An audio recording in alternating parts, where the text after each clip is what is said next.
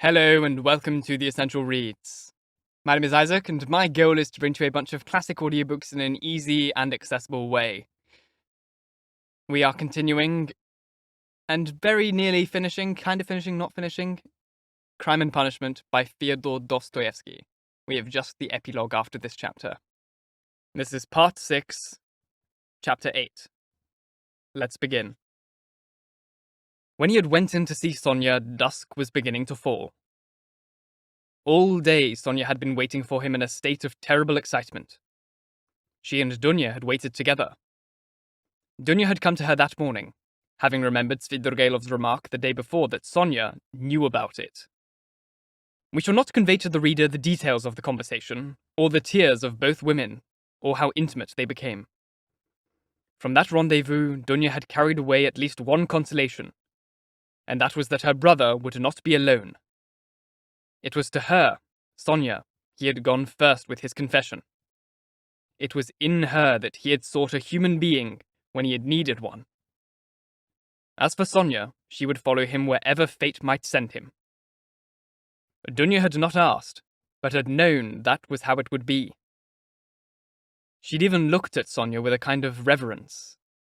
At first, almost embarrassing her with this feeling of reverence with which she approached her. Sonya had been almost on the point of tears. She considered herself unworthy even to glance at Dunya. Dunya's fair image, as she had bowed to her with such courtesy and such respect at the time of their first meeting in Raskolnikov's lodgings, had remained in her soul forever as one of the most beautiful and ineffable visions of her life. At last, Dunya had run out of patience, and had left Sonya in order to await her brother in his lodgings. She kept thinking that that was where he would make for first. Left alone, Sonya at once began to torment herself with fear at the thought that perhaps he might really commit suicide. The same fear haunted Dunya. All day long they had used all kinds of arguments to reassure each other that that could not possibly be, and for the time they had spent together had been calmer. But now, no sooner had they parted than both the one and the other had begun to think only of that. Sonya kept remembering how Svidrigailov had told her the day before that there were two roads open to Raskolnikov. Vladimirka, or... She was also familiar with his vanity, his arrogance, his self-pride and unbelief. Is it really only cowardice and the fear of death that are keeping him alive? She thought at last in despair. Meanwhile, the sun was going down. She stood sadly at the window, staring out of it fixedly.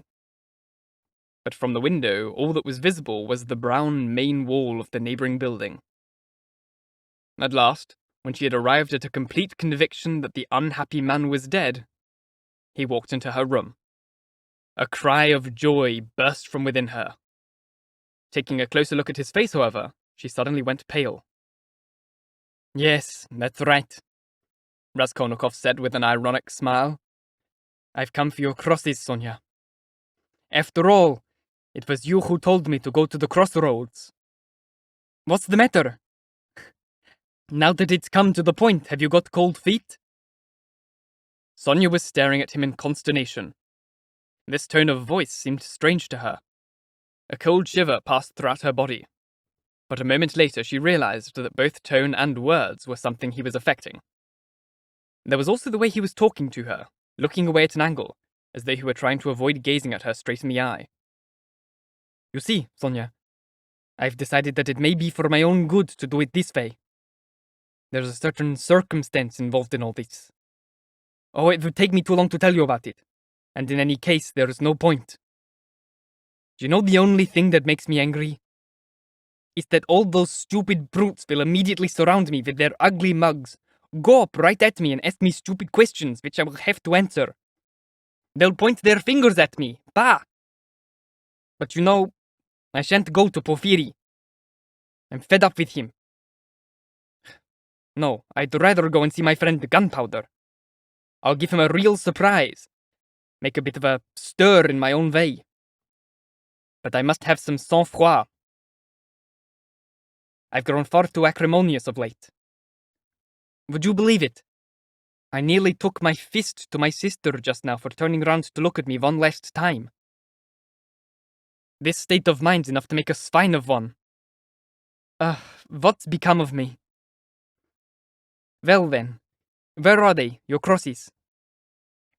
It was as if he were not his own man. He was not even able to stay in the same place for a single moment, nor could he concentrate his attention on a single object. His thoughts kept leaping ahead, one after the other. His speech wandered, and his hands were trembling slightly. Without saying anything, Sonya procured 2 crucifixes from a drawer, a cypress one and a copper one, crossed herself, crossed him, and hung the cypress crucifix around his neck. I see. This is meant to symbolize my taking up the cross. As though I hadn't done enough suffering already. I get the cypress one, as befits a member of the common people. You get the copper one. It's Lisavetta's, isn't it? Let's see it. Is that the one she was wearing at the moment in question? I know of another 2 crosses. A silver one, and one with an icon. I threw them onto the old woman's corpse that day. They're really the ones I ought to have now. They're the ones I ought to put on. But actually, I'm talking a lot of nonsense. I'm forgetting the matter at hand. For some reason, my mind's grown distracted. You see, Sonya, I came in order to warn you, so you'd know. Well, that's all. Yes, that's the only reason I came. Though actually I thought I'd say more. After all, you yourself wanted me to go and give myself up. So now I shall. I'll go to jail, and your desire will be fulfilled. So why are you crying? You as well? Stop it, that's enough. Oh, how tedious all this is. An emotion had, however, taken root in him. He felt a pang at his heart as he looked at her. Why this girl? Why is she crying? He wondered. What am I to her? What's she crying for? Why is she getting me ready for the journey like Mother or Dunya? She wants to be my nanny. Please make the sign of the cross over yourself. Please say at least one prayer. Sonya asked him in a trembling, timid voice. Oh, very well. Certainly, as you please. And it comes straight from the heart, Sonya. Straight from the heart.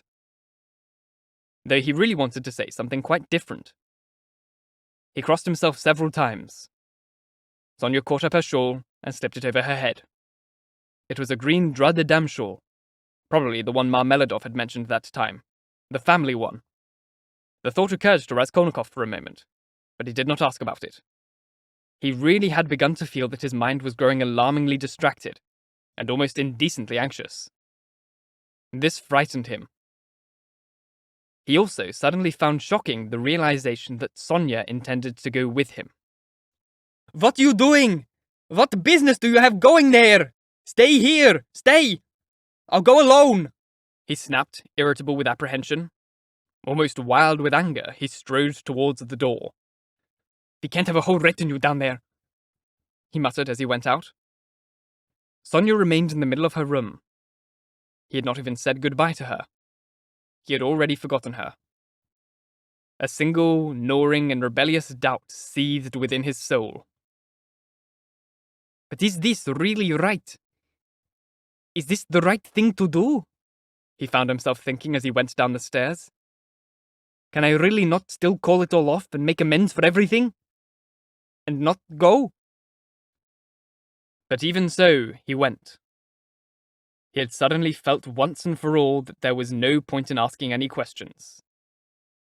As he emerged onto the street, he remembered that he had not said goodbye to Sonya. That she was still standing in the middle of the room wearing her green shawl, not daring to move a limb because of the way he had shouted. He paused for an instant. In that split second, a thought suddenly flooded him with brilliant light, as though it had been waiting to finally overwhelm him. Why did I come and see her just now? I told her it was on business. What business? There was no business involved whatsoever.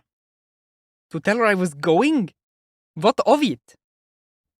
fine sort of pretext that was. What was it then? Do I love her? I don't really, do I? I mean, I chased her away just now as if she were a dog. What about those crucifixes? Did I really want them to be from her? Oh, how low I've fallen. No, it was her tears I wanted. I wanted to see her fright. To watch her heart ache and torment itself. I needed to have something to catch onto. I wanted to play for a time. To watch another human being. And I dared to have that kind of self-confidence. Those kind of dreams about myself. Beggar that I am. Non-entity that I am. Villain. Villain! He was walking along the embankment of the canal, and had not much further to go. When he reached the bridge, however, he paused, and suddenly set off across it, breaking his route, and made his way up to the Haymarket. Greedily he looked around him, to the right and to the left, scrutinizing each object intensely, and unable to focus his attention on anything. It was all slipping away. In just a week or a month I'll be carted off somewhere, on one of those convict transports. And how will I see this canal then? Will I remember this? Flashed through his head. Take this sign here. How will I read those same letters then? Look, they spelt it company. Well, let me remember that A, that letter A, and look at it in a month's time. That very same A. How will I look at it then? What will I be feeling and thinking? God, how base they will all seem, all these present concerns of mine. Of course they'll seem curious, in their own way. What am I thinking of? I'm turning into a child, boasting to myself. But why am I telling myself off? Ugh, how they shove. Look at that fat fellow just now. He must be a German who shoved me just now. Well, does he know whom he shoved? There's a woman with a baby begging for alms. It's interesting that she should think I'm more fortunate than herself. Alright then, I'll give her something. Just for amusement's sake. I say, I still have a 5-kopeck piece in my pocket.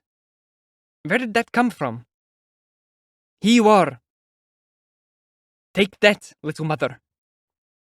May God preserve you, sir, the voice of the beggar woman said in the tone of a lament. He entered the Haymarket. He found it unpleasant, very unpleasant, to rub shoulders with people. But he had purposely gone to the place where he would see the greatest number of them. He would have given the whole world to be alone. But he himself sensed that not for one moment would he be on his own. In the crowd, a drunk man was causing a disturbance. He kept trying to dance, but collapsed on the ground. He was surrounded by a ring of people.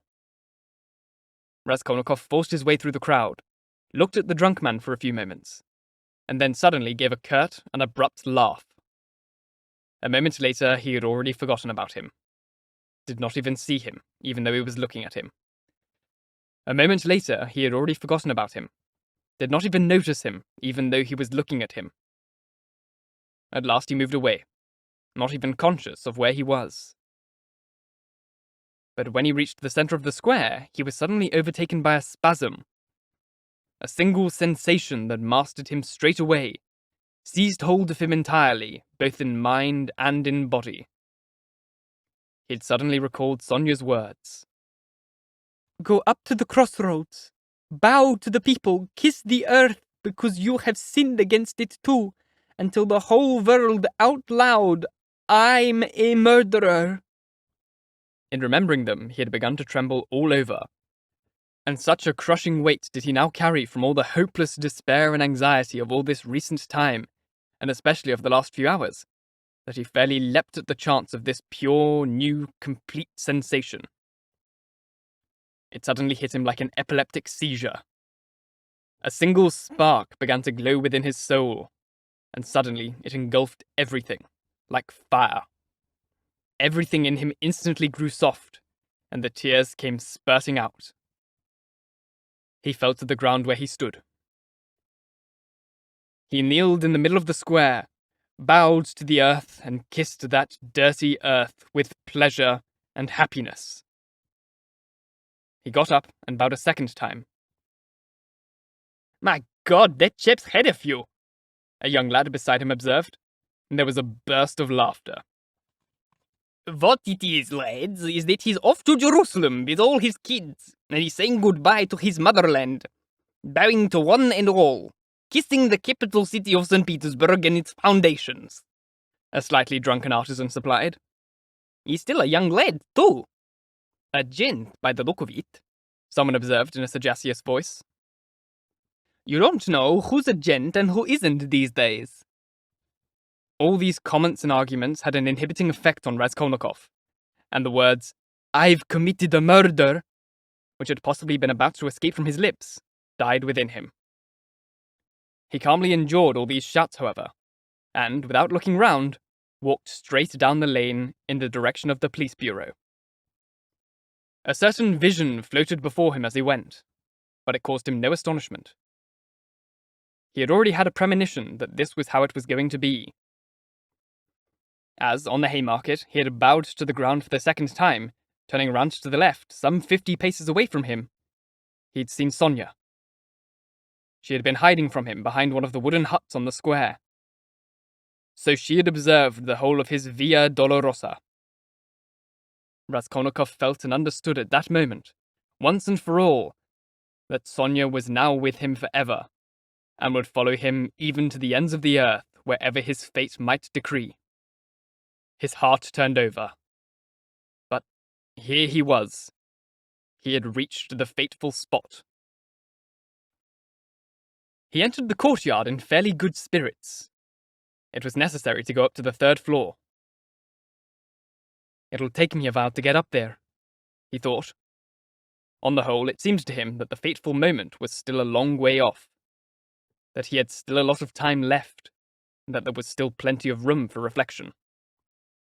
Again, the same sweepings, the same eggshells on the spiral staircase. Again, the doors of the apartments wide open. Again, the same kitchens from which came fumes and stink. Raskolnikov had not been there since that day. His legs lost sensation and sagged under him, but they moved. He paused for a moment in order to regain his breath, in order to recover himself, in order to go in like a human being. "Oh, what's the point? Why bother?" he thought suddenly, realizing what he was doing. "If I must drain this cup, then surely nothing will make any difference. The more loathsome, the better." Through his mind at that moment passed the figure of Ilya Petrovich. Gunpowder. Do I really have to go and see him? Can't it be someone else? Can't I go and see Nikodym Fomich? Turn back right now and go see the superintendent himself at his apartment. At least it would all go off in less official surroundings. No. Let it be gunpowder. If I'm to drain it, then let me drain it all in one go. And only just aware of what he was doing, he opened the door of the bureau. On this occasion, the place was practically deserted, apart from a yard-keeper and some plebeian-looking fellow. The security attendant did not even bother to peer out from behind his partition. Raskolnikov walked into the next room. "Perhaps I can still get away without telling them," flashed through his head. Here a certain personage from among the scribes, dressed in an ordinary frock coat, was getting ready to write something at his desk.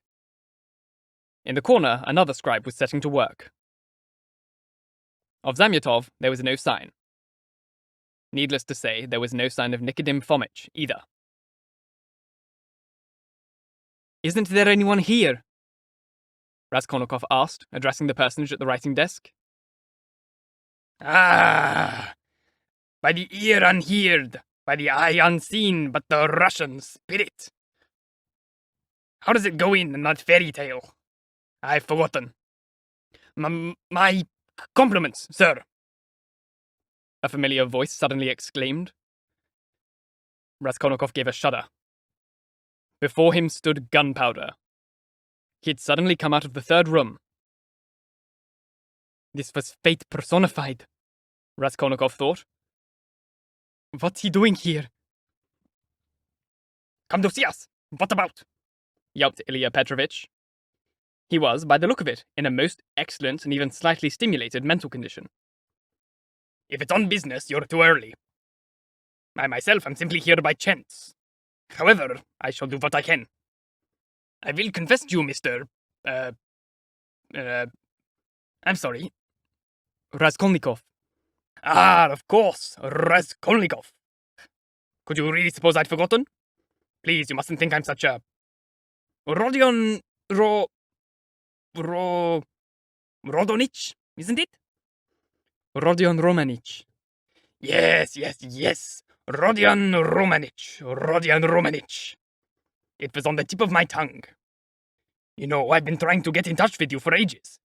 I will confess to you that I was genuinely sorry we dealt with you the way we did that time. It was explained to me afterwards. I learned that you are a young literaire, and even a scholar, and that, as it were, your first steps... Oh, good heavens! Which of our literaires and scholars did not begin with some eccentric first steps? My wife and I both have a deep respect for literature. And with my wife, it even takes the form of her passion. Literature and the arts. As long as the fellow's a gentleman, all the rest can be acquired by means of talent, knowledge, intellect, genius. A hat? Well, what does a hat signify, for example? A hat is as plain as a pancake. I can buy it at Zimmerman's. But what lies under the hat, and is covered by the hat, that I cannot buy, sir. I will confess to you that I even wanted to come and have the whole matter out with you. But I thought perhaps you... But I'm neglecting to ask. Is there something you want? They say your family has arrived in town. Yes, my mother and my sister. I've actually had the honor and good fortune of meeting your sister. A charming and educated person. I will confess I was sorry you and I got so angry with each other that day. A curious incident. And as for my viewing your fainting fit that day in a certain light, it all became quite dazzlingly clear afterwards. Blind cruelty and fanaticism. I understand your indignation. Is it perhaps that you're moving your lodgings in connection with the arrival of your family? No. I simply dropped by. I came to inquire. I thought I would find Zemyotov here. Ah, yes. You and he have made friends. I heard about it, sir. But I'm afraid Zemyotov isn't here. You've missed him. Yes, sir. We've lost Alexander Grigorovich. He left yesterday. He got a transfer. And in the process of being transferred, he fairly quarreled with us all. In a most impolite manner. He's an empty-headed young whippersnapper. That's all there is to it. One might have thought that he'd come to something. But, I mean, there you have it. Our resplendent youth. He says he's going to take some examination or other. But I mean, it's only so he can tell us about it and boast to us. That's how far that examination will go. I mean, he's not like you or your friend there, Mr. Razumikhin. Your career lies in the field of scholarship, and you won't be brought down by failure. For you, all those charms of life, one might say, nihil est. You're an ascetic monk, a recluse. What matters to you is the book, the pen behind the ear, your scholarly research. That's where your spirit soars. I do a little. Have you by any chance read Livingstone's Travels? No. I must admit I have. Actually, you know there's an awful lot of nihilists around these days. Well, I mean, it's understandable. What kind of times are these, I ask you? But you see, I thought that perhaps with you I could... I mean, you can't possibly be a nihilist. Answer me truthfully now. Truthfully. No. Now come along. You can be quite open with me. You needn't feel embarrassed. It's just as though we were alone and not in here at all. One thing that duty sends, another among... Did you think I was going to say friends? No, sir. You guess wrongly. Not friendship, but a sense of being a citizen and a human being. A sense of humanness and love of the Almighty. I may be an official serving at my post, but I am forever obliged to be aware of the citizen and the human being in myself, and to render account. You mentioned Zamyatov just now. Zamyatov will be off causing some scandal in the French manner inside some sleazy establishments over a glass of champagne or Don wine. That's your Zamyatov for you. While I, it may perhaps be said, as it were, have burned with devotion and lofty feelings, and what is more, possess importance, rank, occupy a position. I'm married and have children, fulfill my duty as a citizen and a human being. But what is he, may I ask? I address you as a man who has been ennobled by education. And then again, there are far too many of these midwives around, if you want my opinion. Raskolnikov raised his eyebrows interrogatively. The things Ilya Petrovich, who had plainly not long risen from the table, was saying, had been raining and rattling down before him for the most part, like so many empty words. He had, however, absorbed the gist of some of them. He gazed with a question in his eyes, uncertain how all this was going to end. It's these girls with their hair cut short I'm talking about, the loquacious Ilya Petrovich continued. Midwives is the name I've invented for them. I think it's a perfectly good one. They get themselves into the academy and then learn anatomy. Well, I ask you, if I fall ill, am I going to ask a young girl to cure me? Ilya Petrovich chortled away, thoroughly content with his own witticisms. Let us assume it's caused by an immoderate thirst for enlightenment. But I mean, once a person is enlightened, that's enough. But why abuse it? Why offend decent people the way that blackguard Zamyatov does? Why did he insult me, I ask you? And then again, there have been so many of these suicides of late. You simply have no idea. People spending the last of their money and killing themselves. Young girls and lads, old men. Even today there's been a report about some gentleman who arrived in town recently. Nil Pavlich. I say, Nil Pavlich. What's the name of that gent they say shot himself over on the St. Petersburg side this morning? Svidrigailov, someone replied from the other room with hoarse indifference. Raskolnikov shuddered. Svidrigailov? Svidrigailov shot himself? He exclaimed. What? You know the man? Yes, I do. He arrived in town recently. That's right, he did, after he lost his wife. A man of dissolute behavior, and he suddenly went and shot himself in such a scandalous fashion, you simply have no idea. He left a few words in his notebook, to the effect that he was dying in full possession of his faculties, and requested that no one be blamed for his death. It said he had money. How is it you know him? He was a friend of mine. My sister worked in their house as a governess. My. Then you ought to be able to tell us about him. Didn't you suspect anything? I saw him yesterday. He was drinking. I knew nothing of this. Raskolnikov felt that something had fallen on top of him and was weighing him down. You're looking rather pale again. We have stuffy offices up here. Yes, it's time I was going, Raskolnikov muttered. Forgive me for troubling you. Oh, don't mention it. You're most welcome. It's been a pleasure. And I'm glad to say it. Ilya Petrovich even stretched out his hand. I simply wanted to see Zamyatov. I understand. And it's been a pleasure. I'm most glad. Goodbye now, Raskolnikov smiled. He stepped outside. He was swaying. His head was going round. He could hardly tell whether he was standing upright. He began to descend the staircase, supporting himself with his right hand against the wall. He had a vague impression of some yard-keeper, housebook in hand, giving him a shove as he made his way past him upstairs to the bureau. Of some wretched little dog barking, and barking somewhere on the ground floor, and of some woman throwing a rolling pin at it and shouting. He went down to the bottom and emerged into the courtyard.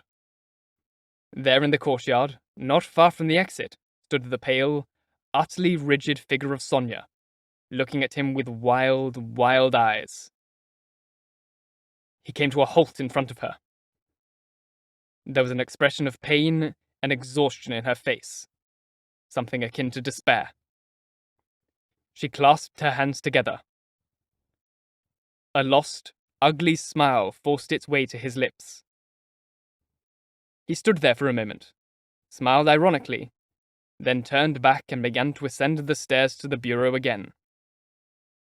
Ilya Petrovich had sat down and was rummaging through some documents. In front of him stood the muzhik who had shoved against Raskolnikov on his way up the stairs. Ah? You again? Left something? But what's the matter with you? His lips turned pale, his gaze motionless. Raskolnikov quietly walked up to him, went right up to the desk, rested one arm on it, and tried to say something, but was unable to. All that came out were some incoherent sounds. You're feeling faint. A chair. Here, sit on this chair. Sit down. Water. Raskolnikov lowered himself into the chair, without, however, taking his eyes off the face of the disagreeably astonished Ilya Petrovich. For a moment they both looked at each other, waiting. Water was brought. I'm the person, Raskolnikov began. Take a drink of water. Raskolnikov brushed the water aside, and quietly, in measured tones, but distinctly, said, I'm the person who murdered the old civil servant's widow and her sister Lizaveta that day. I did it with an axe, and I robbed them. Ilya Petrovich opened his mouth. People came running from every quarter. Raskolnikov repeated his deposition. Thank you so very much for listening. If you enjoyed, please like, comment, share, all that jazz, and if you really enjoyed, do subscribe, because we've just the epilogue to go. If you're listening on podcast, please leave a review, as it helps get this in front of as many people as possible, and reading your reviews really, really, really makes my day. If you want to support the show further, you can just listen to the show on Spotify while you're awake or while you're asleep, and just help me get the monetization options that I need there, or would very much so like there. It would make my life quite a bit easier. It would be very nice if you could help me out there. If not, you can use the Ko-Fi link, which is now on screen, or in the description box as a direct way to donate to the show. And once again, thank you very, very much for listening. And until next time, bye-bye.